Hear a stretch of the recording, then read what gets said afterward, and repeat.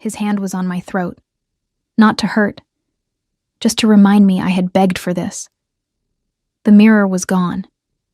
The rules were gone. Only the sound of our breathing filled the room, tangled between the sheets we swore we'd never share. "Say it again," he whispered against my lips. I did. Louder this time. And if you want to know what happened before this moment, how we went from strangers to this, I need you to hit that like button and subscribe. You won't want to miss what's coming next. I met my husband for the first time, 3 hours after I legally became his wife. It wasn't romantic. It wasn't even memorable, except for the chill that ran down my spine when he finally looked at me. Not through the lens of a camera or a legal agreement, but with those pale, glacial eyes I'd later learn to fear and crave in equal measure. I was 22. My father owed more money than I could count. And Caleb Wolfe, he didn't offer a proposal. He offered a solution. "It's business," his lawyer had said. "Your family keeps their name. Mr. Wolfe keeps his control over a particular board vote. You walk away with your father's company intact, and your dignity. Dignity, apparently, meant signing away your future to a man whose wedding you wouldn't attend and whose vows would be delivered through a courier.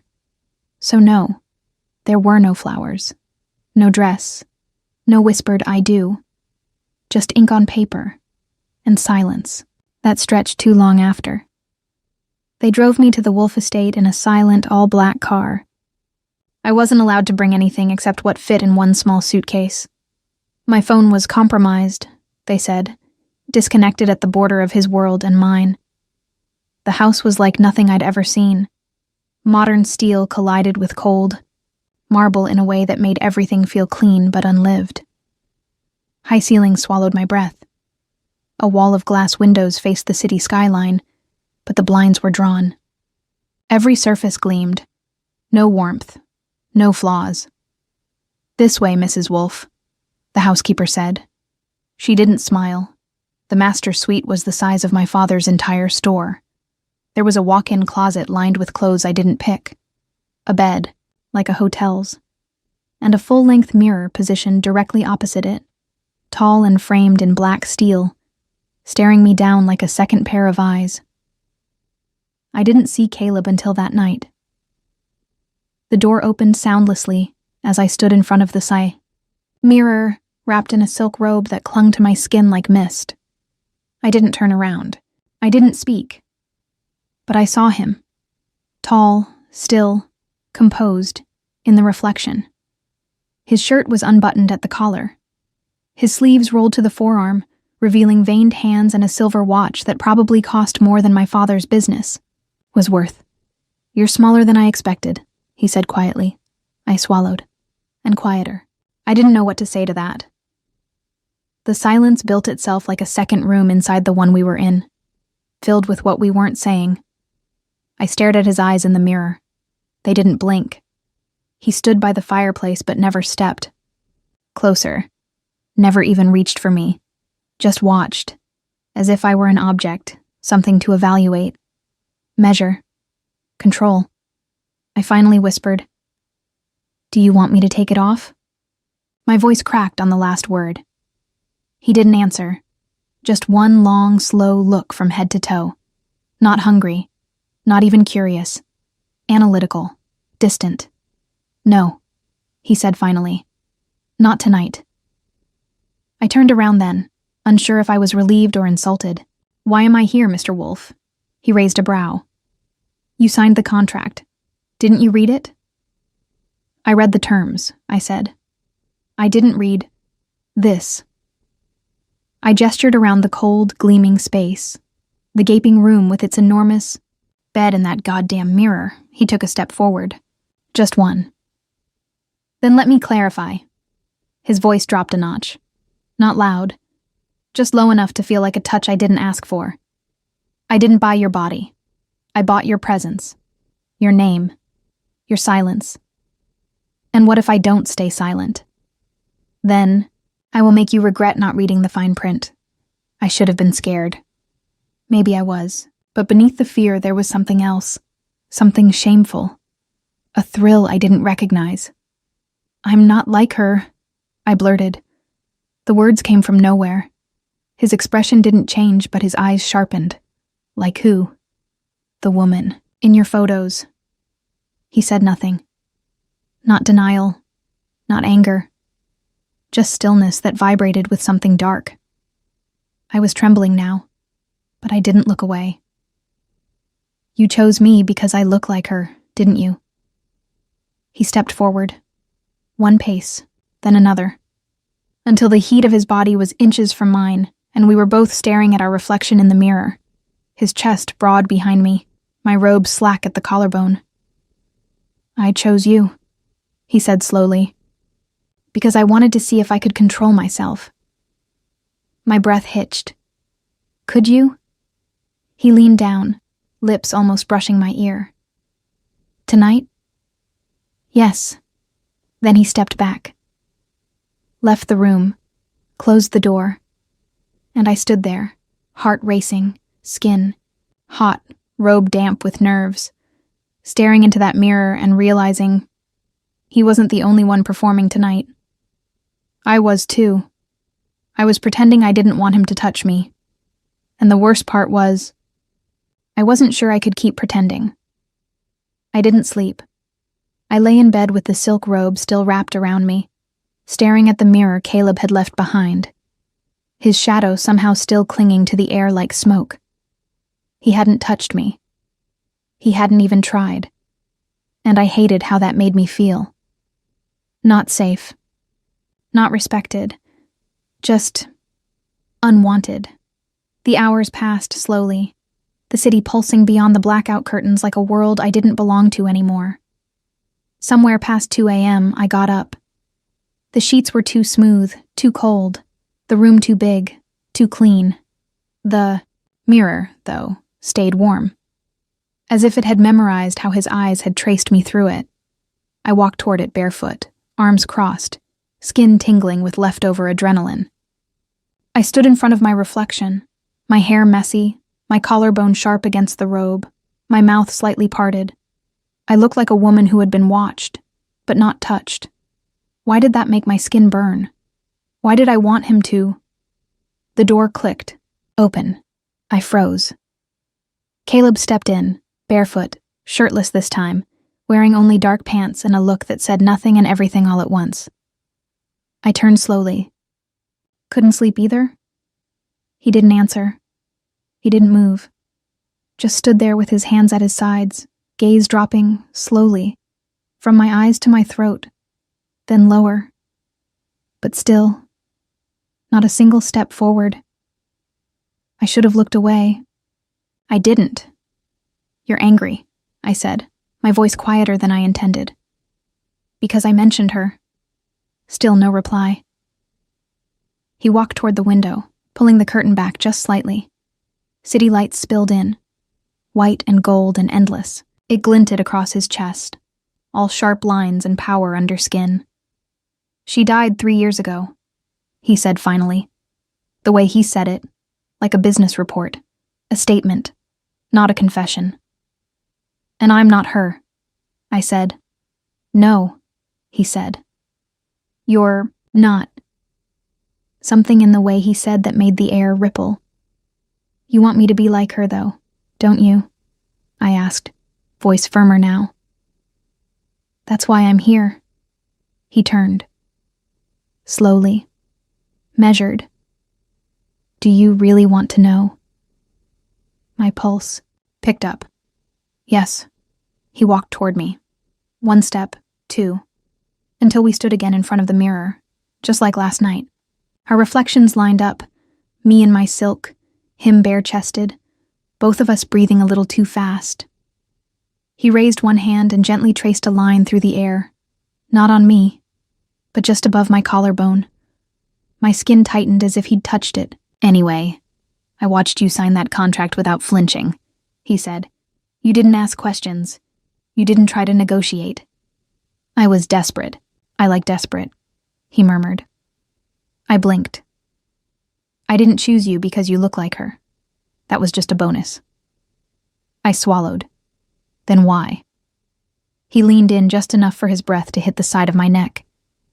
"Because I wanted someone who wouldn't fight the rules," he whispered. "But now I'm not so sure you won't." His hand dropped. He stepped back. My chest ached from holding my breath. "I don't know the rules," I said. He tilted his head. "Rule number 1. I don't touch what's not offered. I offered myself last night. You offered confusion. That's not the same." My cheeks flamed. "So what do you want me to do? Beg?" He studied me, eyes unreadable. "Then, yes." I stared at him. "You're sick." "No," he said calmly. "I'm controlled." "You confuse control for cruelty. But I've seen what cruelty looks like. I buried it in a silk box 3 years ago." His voice cracked on the word buried, so faint I almost missed it. And just like that, something in me softened. Not entirely, but enough to blur the edges of my anger. Still, I didn't step forward. He walked to the door. "Don't worry, Emma," he said over his shoulder. "You'll beg, but it won't be for mercy." The door shut behind him like a final note in a song I hadn't realized was playing, and I stood in front of the mirror again. This time not as a girl being watched, but as a woman being dared. He didn't touch me. He just watched. And I hated that I wanted more. The next morning, there was no trace of him. No sound of footsteps, no scent of whiskey or cedar. Just silence, once again, so complete it felt like punishment. I woke alone in the same robe, the same bed, the same glass room. Only now I noticed more. The precision, the control. Even the coffee tray left outside my door had everything symmetrical. One white porcelain cup, one untouched napkin, one small note, dress appropriately, breakfast, 8, main dining room, no signature. I glanced at the clock, 7:42. He didn't leave me time to think, just enough to obey. I found the dining room without help. The house was a maze of stone, glass, and power, every inch sleek and sterile. There were no family photos, no souvenirs, just clean surfaces, cool air, and silence that watched. He was already seated when I arrived. Black suit, white shirt, tie loose at the throat, not casual. Controlled casual, like every choice he made was deliberate, calculated. I stood by the chair across from him, waiting. He didn't look up from his tablet. "Sit." I did. Breakfast was plated. Beautiful, flawless. I couldn't taste it. We ate in silence for 5 minutes before he finally spoke. "You went into the library last night." I paused, fork in midair.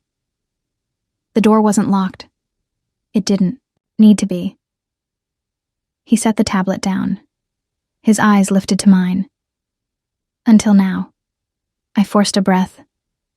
I wasn't snooping. "You saw the photo." Not a question. I nodded slowly. "She looked like me." "She wasn't you." "That's comforting." He leaned back, fingers steepled. "You're not here to be comforted." I felt the bite in that. Let it settle before responding. "Then why am I here, Mr. Wolf?" A silence stretched between us, but this one was taut, ready to snap. Then, because the board meets in 30 days. They expect to see a wife. And after that? That depends. On what? Whether you survive the first 30. His voice was quiet, almost bored, but the message beneath it, sharp enough to slice skin. I stood up. "If you're trying to intimidate me, I'm not. I'm measuring you." I blinked. "Measuring?" "Your tolerance, your instinct, your capacity." "For what?" He stood too, taller, broader, closer than he should be, to hold your place in my world without losing your mind. My heart beat louder. "You're not the only one in control here." A flicker of something, amusement, crossed his face. No, he said, but I'm the only one who knows the rules. That afternoon, I explored the estate with deliberate rebellion. He wanted silence, stillness, control. I gave him footsteps. Doors opened, lights turned on. And that's when I found the room. Down. A hallway behind the wine cellar, unmarked, slightly ajar. It wasn't the room itself that stopped me. It was what hung on the walls. Photographs. Dozens. Black and white. Some of them torn at the edges. All of the same woman. Over and over. Her hair. Pinned back. Pale lips. Dark eyes. She didn't just look like me. She was me. Or a version of me I hadn't lived. The same tilt of the head. The same hollow in the throat. The same curve of the spine. But not a single photo showed her smiling. I took one off the wall. Hands trembling. On the back, in bold handwriting. Still, even now. Unmoved. My skin prickled. My stomach twisted. This wasn't love. This was obsession. You shouldn't be in here. I spun around. Caleb stood in the doorway, arms crossed. No tie. No expression. You made it easy, I said, voice shaking. You're trespassing. This is your shrine, I snapped. Not your house. He stepped forward, slowly. Careful. Why her? I demanded. Why someone who looks like me? He stopped inches from me. His voice dropped. Because I couldn't bring her back. So I brought the next closest thing. The words hit like a slap. But I'm not her, I whispered. I know. Then, why do you keep staring at me like I'm a ghost? His jaw flexed, his voice low. Because every time I think I've buried her, you open your mouth and it all comes back. That silenced me. His breath was shallow now. His hands clenched at his sides. I didn't bring you here to replace her, he said. I brought you here to forget her. And is it working? He didn't answer. But he stepped forward. Close enough that I felt the heat of his body, the thrum beneath his skin. I thought he would touch me then. He didn't. Just one sharp whisper, against my ear. Rule number 2, Emma. Never assume I won't burn what I can't control. He turned and left. The room felt colder after, but I wasn't scared. Not anymore. I was angry, and beneath that anger was something worse. I wanted him to lose control. He was avoiding me. I knew the signs now. The ghost presence of his footsteps never nearing. The untouched cup of coffee outside my door instead of breakfast together. The steady, sterile hum of a house too quiet to be lived in. But avoidance wasn't silence. Not with Caleb Wolfe. He was watching. I felt it when I walked through the gallery hall, his eyes trailing behind invisible glass.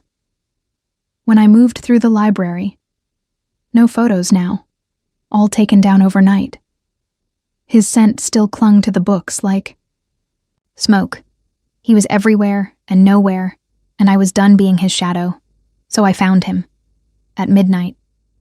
In the room with the long skylight and the piano he never played, shirtless again, barefoot, leaning against the glass with the skyline behind him. New York stretched like a kingdom beneath our feet, and he ruled over it with a crown of silence. Didn't knock. I'm not her, I said. He didn't flinch. We've been over this. No. I stepped closer. You've said it. But you don't believe it. He turned. Slowly, his jaw tight. I know exactly who you are, Emma. Do you? I challenged. Because you look at me like you're begging me to come back to life. He said nothing. I walked to him, barefoot on marble, heart a riot in my chest. You hired someone who looks like your dead wife, moved her into your house, watched her like she's a stranger in your bed, and then pretended it's all about control? His gaze sharpened. You're angry? No.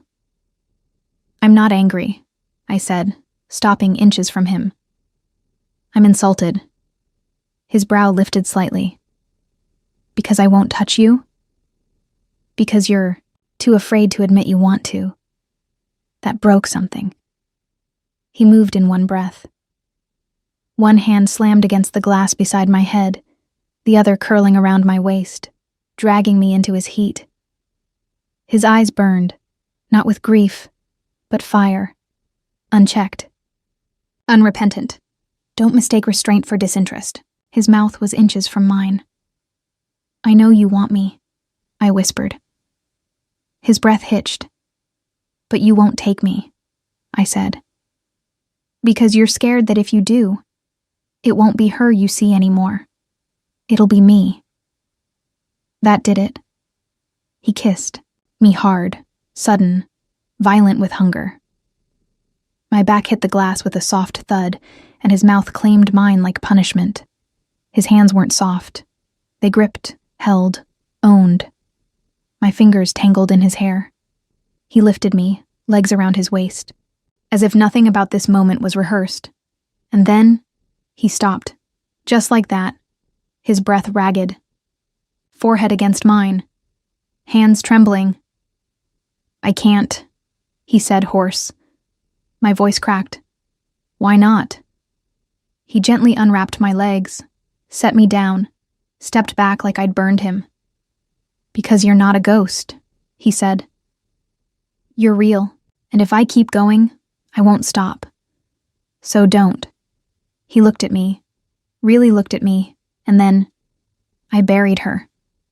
But she's not the one haunting me anymore. He walked away, leaving the room like it had caught fire.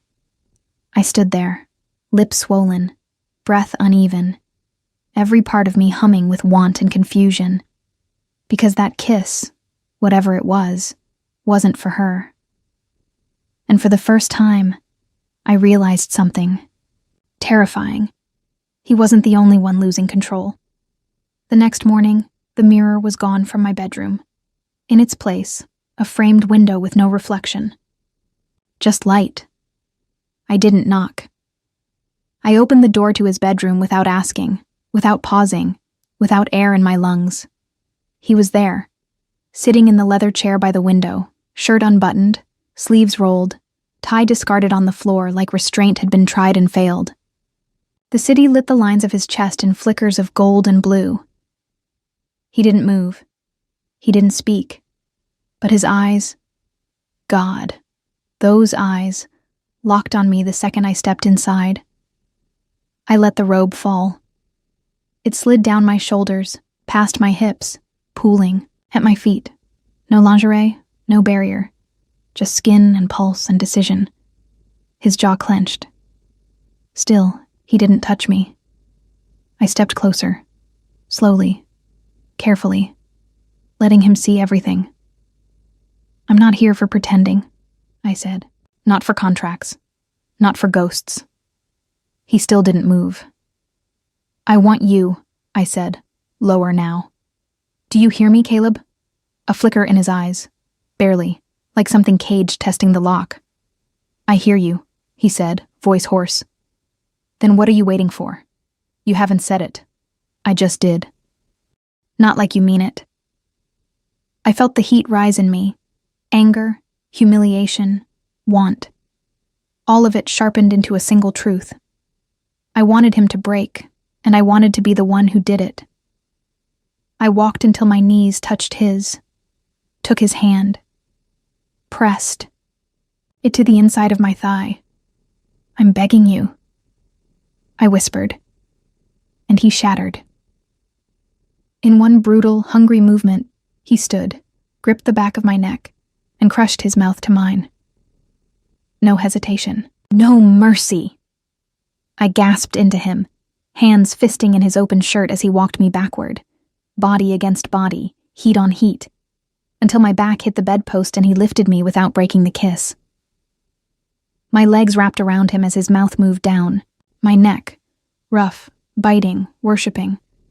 Fingers tangled in my hair, holding me in place as if afraid I'd vanish. He laid me back on the bed like he owned it, like he owned me. And then he paused, just for a second. Our eyes locked. "You begged," he said, voice dark, breath unsteady. "You don't get to take it back now." "I won't," I whispered. He bent and kissed the space between my ribs, then lower, his hands on my thighs, spreading me, holding me. I arched into him, the air leaving my lungs in ragged, broken gasps. There was no slow. There was no patience, only fire and friction and the sound of control tearing in two. He took me like he'd been waiting forever. Like it hurt not to. Like every second he'd held back had to be paid forward now in full. His mouth was everywhere, neck, chest, hips. His hands never stopped moving, holding, guiding, gripping. I met every thrust, every demand with my own, no longer shy, no longer unsure. I wasn't a ghost anymore. I was alive, burning. And when I cried out his name, it wasn't polite. It wasn't careful. It was raw. He stilled above me, eyes locked, sweat at his temple, chest heaving. And then, slower, gentler, he leaned down and pressed his forehead to mine. "You're not her," he said. I nodded, breathless. "And I don't want her anymore." I wrapped my arms around his shoulders, pulled him closer. "Good," I whispered, "because I'm not done with you." We didn't sleep.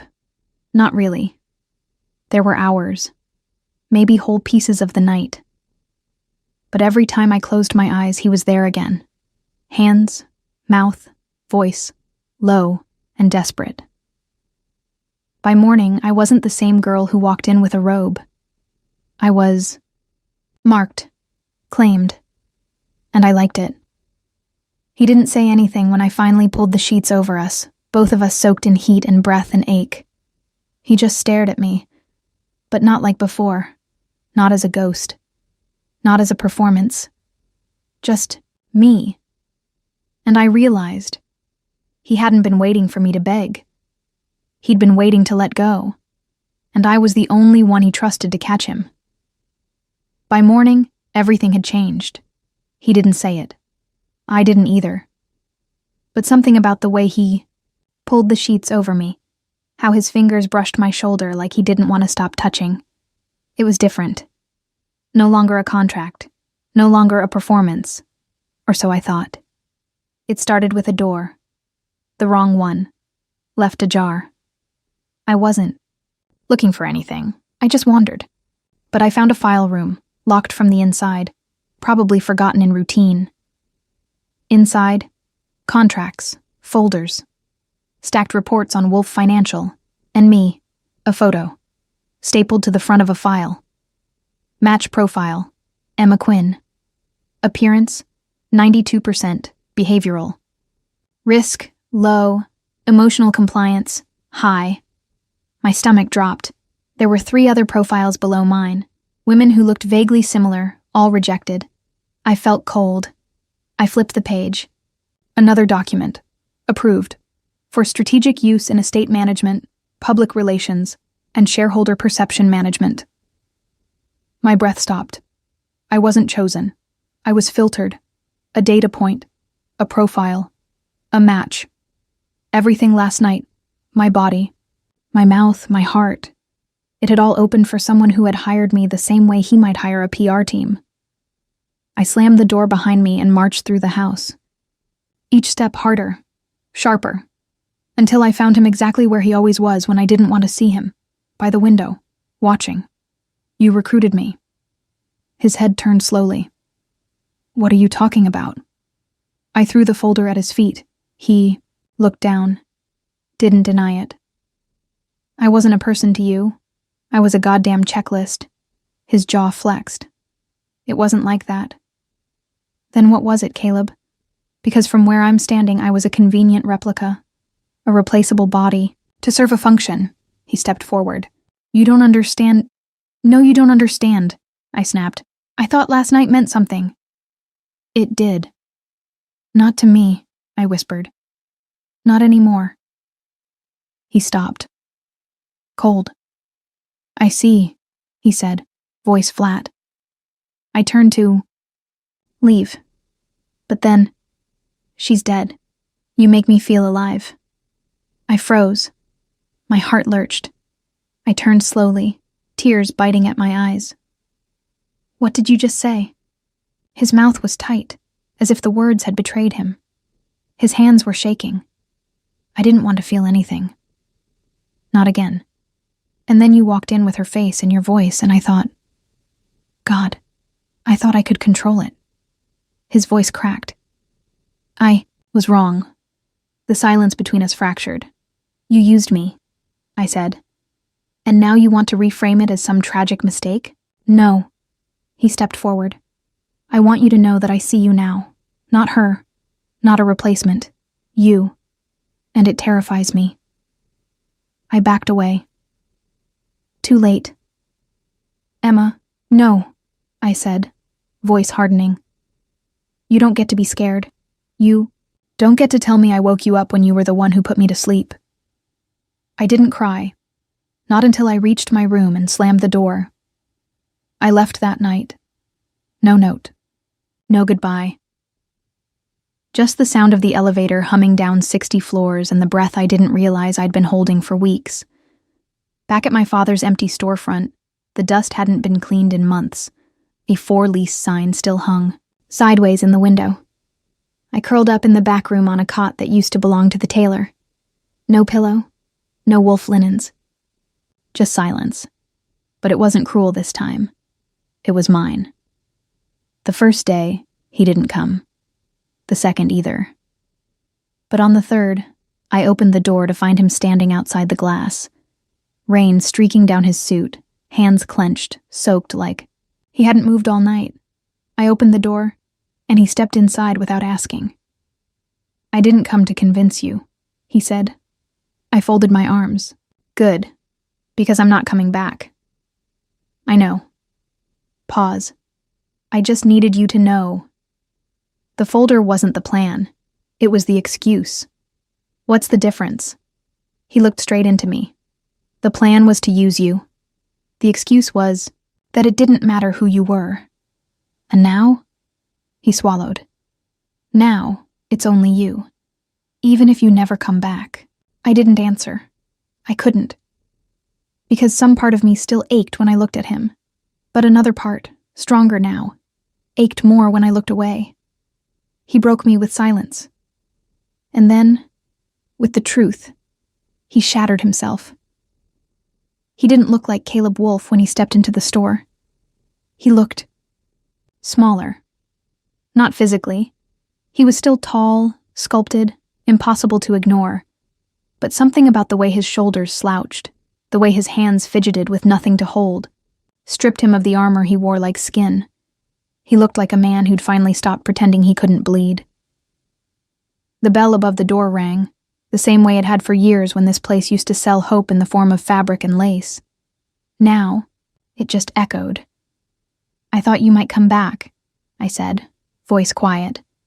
I didn't, he replied. His eyes scanned the room, dusty bolts of cloth, abandoned mannequins, my coat hanging on the rack behind the counter. No glass, no mirrors, just raw space. You grew up here, he said. I nodded. Everything I know about how to survive started in this room. He met my eyes, and I tried to replace it with a prison made of windows. You tried to replace me with a ghost. He flinched. Slight, but real. I did, he said. And I regret it more than I know how to say. I didn't answer, because this time, he wasn't here to provoke. He was here to lay something down. He stepped forward. No suit jacket, no watch, just him. I told myself I needed someone who wouldn't make noise, someone who'd stay where I put her, someone I could manage. And I wasn't manageable. He shook his head. No, you weren't. You were wild, and soft, and real. You said things that didn't come from strategy. You looked at me like I wasn't a project, like I was a person. Silence bloomed between us. Not cold this time. Not empty. Just honest. You're not used to being seen, are you? I said. His voice dropped. Not without conditions. And what do you see when you look at me now? He looked at me. Really looked. Not her. Not the file. Not the contract. Just, Emma. I bit my lip, the knot in my chest twisting. And what do you want from her? I asked. He didn't move. Nothing. That one word landed like thunder. Nothing? I echoed. No obedience. No performance. I just want to be near her, even if she never lets me touch her again. I exhaled, eyes burning. And if I never do, I'll still stay. Silence again. And then, I love you. My head jerked up. He was pale, but steady. You don't have to say it back, he added quickly. I needed you to hear it without leverage, without control. Just truth. A long, still moment passed. He didn't move, didn't reach for me, didn't beg. And somehow, that was what undid me. Because for the first time, he wasn't performing. He wasn't demanding. He was letting me choose. I stepped around the counter. Slowly, one step. Then another, until I was in front of him. I reached up, touched his chest, right where his heart beat fast and wild. I hated you, I whispered. I know. I hated how you looked at me like I was a problem you needed to solve. I looked at everyone that way. But I wasn't everyone. No, he said. You were the first unsolvable thing I couldn't walk away from. I closed my eyes, pain and love and clarity twisting like threads in a spool. When I looked up, he was still watching me. Open, waiting. You said once that I confused control for cruelty, I said. But what if I confused fear for power? What do you mean? I took a breath. Maybe I wasn't afraid of you. Maybe I was afraid of what would happen if I gave you power over me. He nodded. You should be. And maybe I'm not anymore. I stepped closer. Close enough that his breath caught. Do you want me to stay? I asked. His answer was immediate. Yes. But not because of the contract. No. Not because of her. No. Then why? He reached out, hand barely grazing mine. Because when I'm near you, I don't feel dead anymore. I tilted my chin. Then stay. He froze. What? I'm not asking you to leave, I said. I'm asking you to come home. His jaw tightened. His eyes, always cold, always guarded, shone with something unfiltered. Emma. I put my hand on his cheek. I'm not her, I whispered. I know. I'm not the file. I burned it, and I'm not here to complete your life. He nodded slowly. Then what are you here for? I smiled. To make one with you. We didn't kiss right away. We just stood there, holding each other's gaze, like two people who had finally dropped every mask. And when his arms finally wrapped around me, I didn't flinch. Because this time, it wasn't about taking. It was about choosing. He didn't take me back to the penthouse. He asked me where I wanted to go. And for the first time, I didn't answer with a place. I answered with a need. Somewhere with no mirrors. So we drove, past midnight, past state lines, until the skyline disappeared behind us and the city became a memory. We stopped at a coastal inn, small and quiet, the kind of place that didn't ask questions. No suite, no glass, just wood beams, warm light, and a single bed with a cotton quilt that smelled like rain. He didn't undress me like he was owed. He did it like he'd never get another chance. Slow, careful, reverent. I watched him as he traced every part of me with his eyes before his hands. As if this time, he didn't need to prove anything. As if the wanting itself was enough. You're quiet, I whispered, breath catching when his fingers brushed the back of my neck. I'm trying to remember how this feels, he murmured. This? Not being afraid to lose something. My throat tightened. He looked up, gaze bare. You terrify me, Emma. Why? Because I didn't think I could want anything again. Then you showed up. And now, I'd burn everything to keep you. I leaned forward and kissed him. Not because he asked, because I needed to. This kiss wasn't frantic like the first, or wild like the night I begged. It was deep, sure, anchored in everything we hadn't said when we were too busy watching each other through walls we thought kept us safe. We undressed each other slowly, silently, with reverence. Every button undone like a truth laid bare. Every inch of skin revealed like a secret finally spoken aloud. No reflection. But I didn't need one to know what I looked like in his arms. He laid me down gently, his body pressing into mine with the weight of months. Months of restraint, regret, rediscovery. His hands held my face like he was afraid it might disappear. I see you, he whispered. And he did. Every breath, every gasp, every quiet yes falling from my lips. We moved like we'd done this before, but never like this. Never with nothing to prove, nothing to take back. Every motion was a question, and every answer was yes. Yes, yes. He was slow, then deeper, then still. And when I wrapped my arms around his shoulders, pulling him as close as he'd let me, I felt something I hadn't felt since the day I signed the contract. I belonged, not to a man, not to a house, to this, to us. After we lay tangled in sheets too soft for strangers and too intimate for anything less than forever. My head rested on his chest, and I listened to his heartbeat like a lullaby I never knew I needed. I should have given you more, he said. You gave me everything. He turned to face me, brushing hair from my cheek. I gave you walls, contracts, rules. I smiled faintly, and you tore them down. That's enough. He hesitated. I didn't know if you'd ever forgive me. I didn't forgive you, I said gently. I chose you. There was a difference. He understood. In the morning, he brought me coffee in a chipped white mug, his shirt unbuttoned, his eyes sleepy but soft. No boardroom meetings today? I teased. Resigned last night, he said. I blinked. You, what? Sent the notice while you slept. My jaw dropped. Caleb, your empire.